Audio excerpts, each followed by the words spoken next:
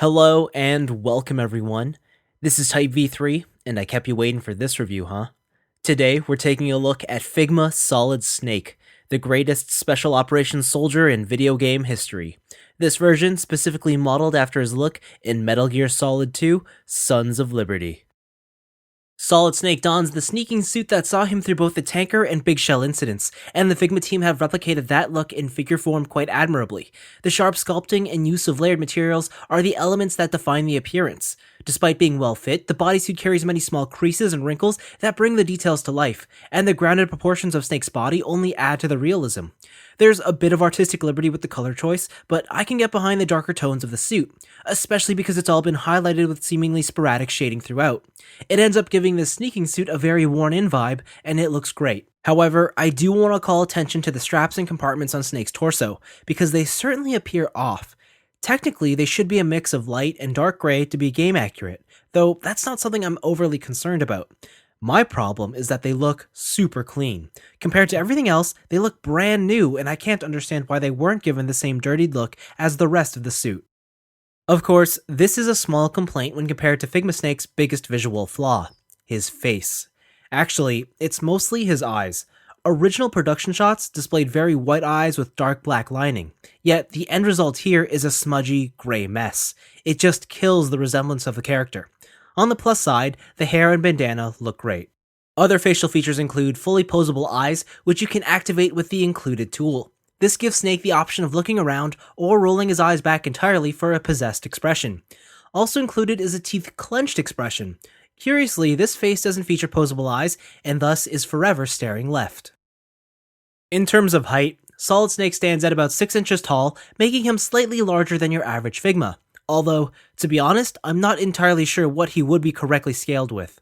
Snake's articulation starts with a ball-jointed head and a ball-jointed neck, so you can get some pretty decent range in almost all directions. There's a bit of wiggle, side to side is good, and even the bandana on the back of his head, that's on a ball joint. The only thing I would say is that it's very tight, and there's no real, proper way to access this joint, so never pull on this piece here, because this is just soft plastic, and this will bend and stretch, so try and adjust it at the joint. But that said, it's not the easiest thing to move around. For the torso, these bits here are on ball joints, and these can just move in and out however you want.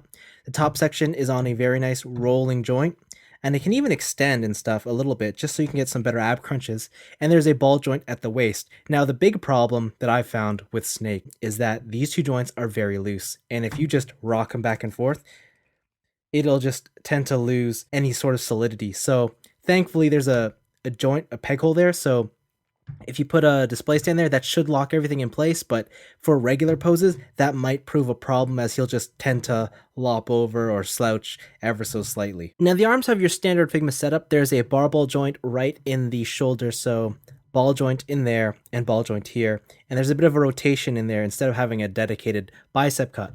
Now, the one thing that's really neat is that the opening for this joint is cut really wide, and as you can tell, the joints are pretty loose, so the arm does like to pop off easy, but you can get that shoulder in all sorts of crazy positions just to get a better sense of range. It does look disconnected, but it's a cool trade-off, I found.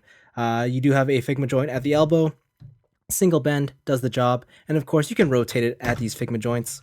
And then of course you have a hinged ball joint for the wrist. First thing to note about Snake's lower half is that this section here for the crotch is just soft plastic. It's more just like a little layering there, and it's got cuts right in the sections of the hip so that you can move it up and down to move his legs. Now, the legs are your standard ball joint with a built-in thigh swivel setup, so they can get up that far.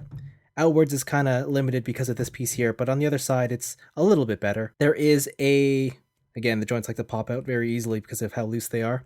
There is a thigh swivel right hidden there at the strap, which is pretty cool. Single joint at the knee.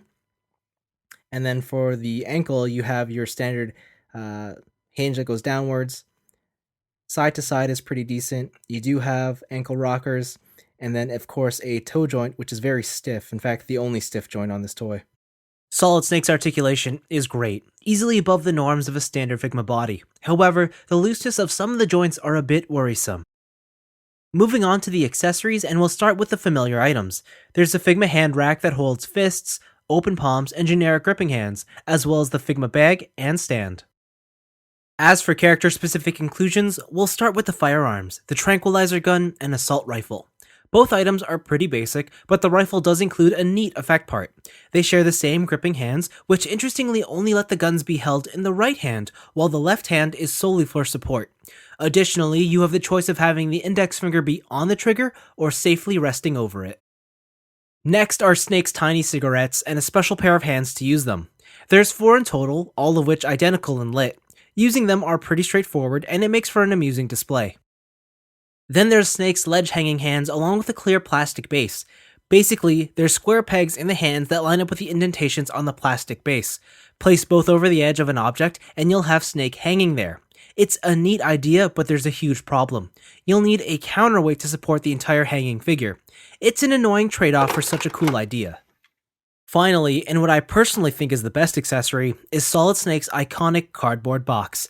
It's exactly what it sounds like, and yes, it can hide the entire figure. The only downside is that you have to glue the box together yourself, and once assembled, it's practically impossible to store back in the packaging. Though, why would you ever want to put it away?